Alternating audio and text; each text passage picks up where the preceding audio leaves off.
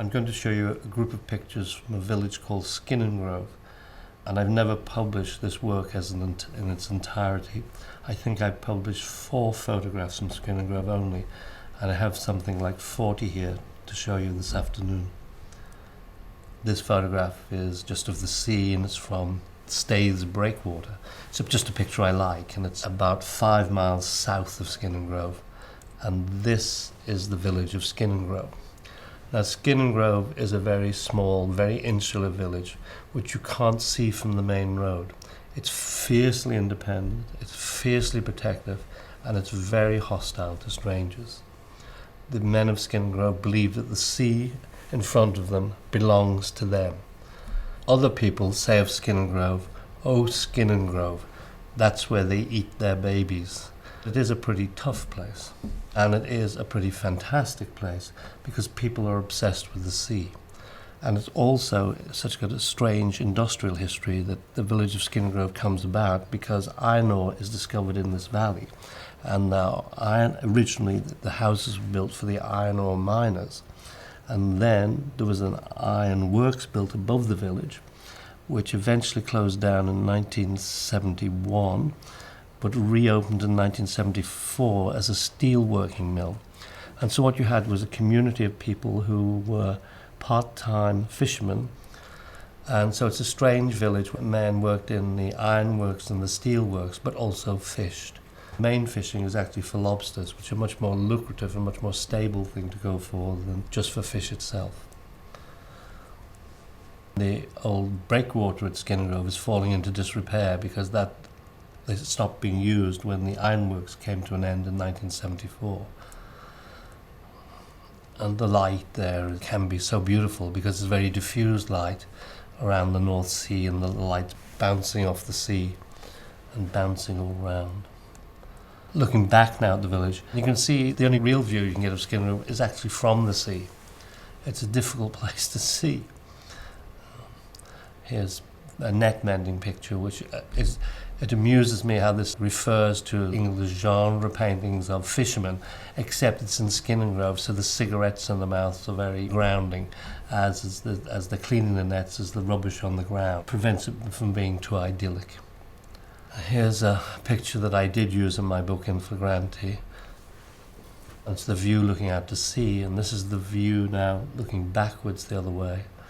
So you can see now the face of the woman, and next to her is her husband, and the baby's in the pram. And in this photograph, this is the same baby 4 months later, without the wife, the husband looking at me. And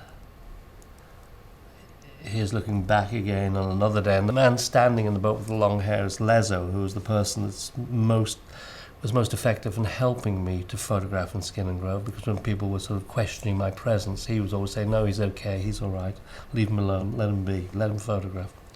And I never talked to Lezo about why I was photographing, and he never asked me, but he would always defend me. I liked him very much. He was a very smart guy, and I figured he thought that maybe what I was doing had some value. He had people sitting around, and they're repairing on this boat, and they're hanging out. I like the photograph because of my familiarity. I'm there with a plate camera, very, very visible, but nobody's actually bothered about my presence, and I like the way that nobody's looking at me, that they're caught up in their own thoughts, whatever they're doing. And Whippet is there listening to, he's got a tape cassette machine, which is a very old-fashioned thing now, listening to his punk music, and his brother Blackie is in the middle of the image. The elder brother is in the white t-shirt walking away. Bev is on the right. Young David is lying on the ground with his back to me.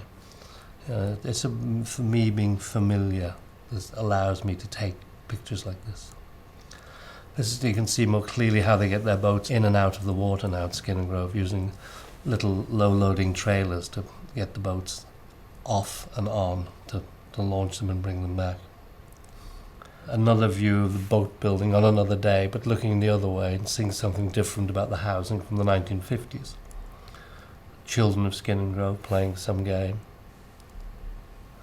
Older girls from Skinningrove picking shellfish. And there's Lezo on the left, with dyed blonde hair. Sitting next to him is Blackie. In the middle is Beva. I can't remember the next chap's name. Then there's young David on the other end, and Whippet, the punk hairdo and the Mohican and the tight pants. On July the 29th, 1986, Beva, young David and Lezo were fishing in Lezo's boat, and the boat overturned. Lezo is drowned, as is young David, and Beva survives because he was so big and strong. He was washed ashore. At the funeral, David's mother, young David's mother, asked me did I have any photographs of David, and I actually said no. And then at home in bed later that night, I woke up at the start and realised the woman wasn't asking me did I have any photographs that I wanted to exhibit. She was asking me did I have any pictures of her dead son.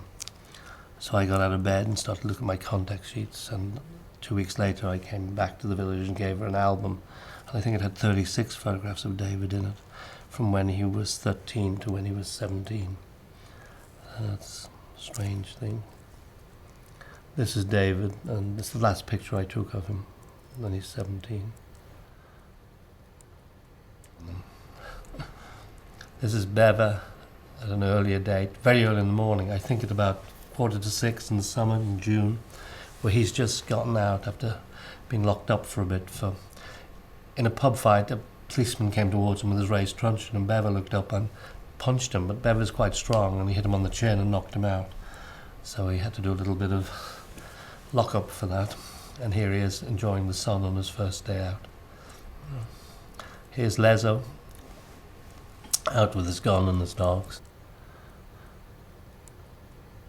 Lezo again was always the centre of attention because he was the most sort of ambitious of the younger men fishing, and he just managed to sort of always be holding court. He was so keen on fishing. It's sad that he died. Here he is, Lezo, sitting on a motorbike thinking, and I know what he's thinking about fishing and about the boat and lobsters and what they're going to get and how they're going to do it and where it might be better to go, and he's obsessed with fishing. Here's Lezo with Beva. Lezo, and if you look carefully at his face in this picture, you can see it's got a lot of scratches and marks on it. He's been in a pub fight on the previous Saturday night, and he's sort of got the remnants of the marks on his face. Here they're waiting for the tide. They're waiting when they'll go out again to check their pots, do whatever they're going to do. Lezo ripping apart his boat, the little boat he had at that time called Cockaliki. A quite romantic picture of Lezo, which I like, and I've got it on the wall in my studio, so when I come in the morning I have a word with him, say something. Strange group of pictures now. There's David there with his hand on the tiller. David is to drown later, but he's with young Simon, and the men are taking young Simon out to sea to try and ensure that he doesn't become fearful of the sea, because his father was drowned 3 weeks previously. And it's a sort of ritualistic thing that they do. And I joined them, I just went out with them. And I don't remember Simon speaking. And he dressed up for the occasion. And we went out, and we were out for about half an hour, 3/4 of an hour, and then came back. And then he went ashore. And I don't know what he thought about all this. And I don't know what to do with the pictures. This picture is probably the most poignant, and it's on the way back, and I can tell that because he's buttoned up his jacket, he's cold, and we're coming back in. And I don't know how, if I should use these photographs or how I could use these photographs. I'm very unsure about what use they are.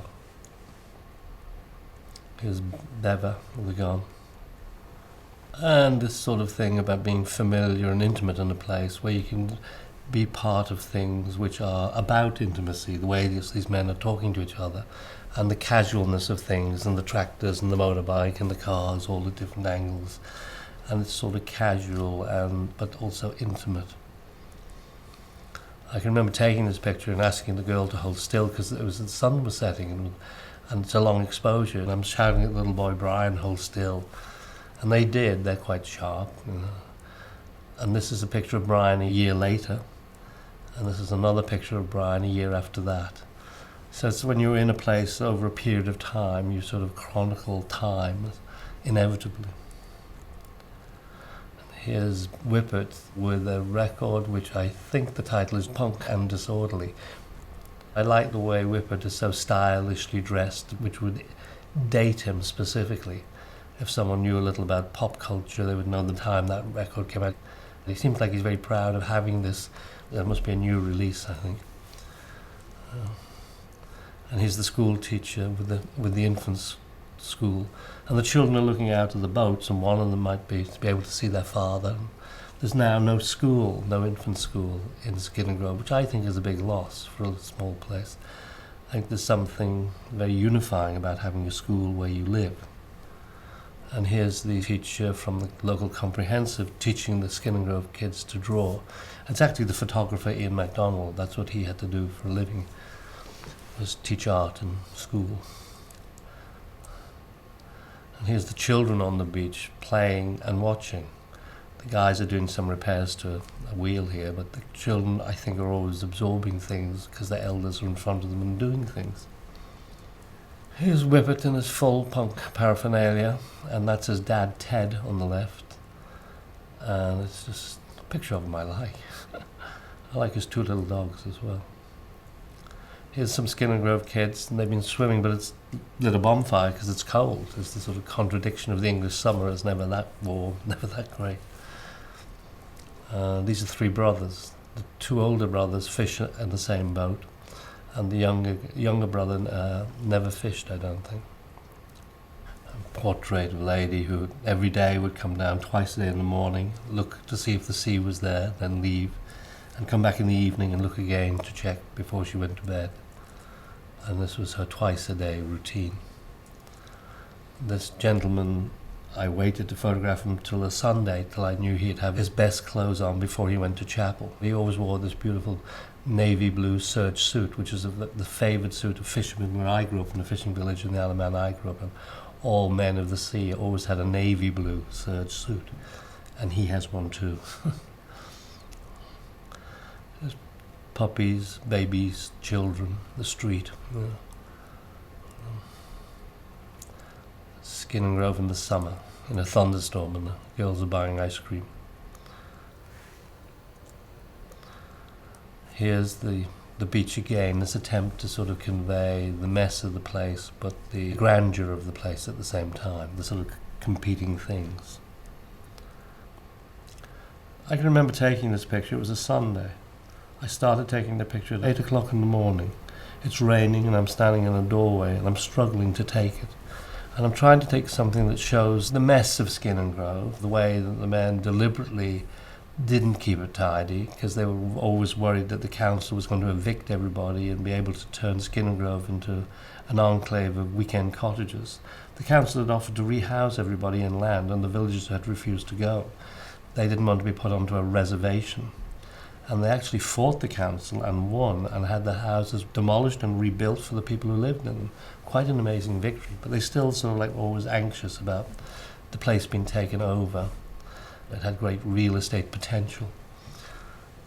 And the potential I saw in it was something else. It was to do with the German idea of romanticism, where you can see something of the sublime in the everyday. And I was very interested in hanging on to the everyday, to the rain you can see falling into the river, the rain on the railings, the mess of the place, and also there is something else. You know, I was trying to allude to the something else in the expanse of the sky and the horizon.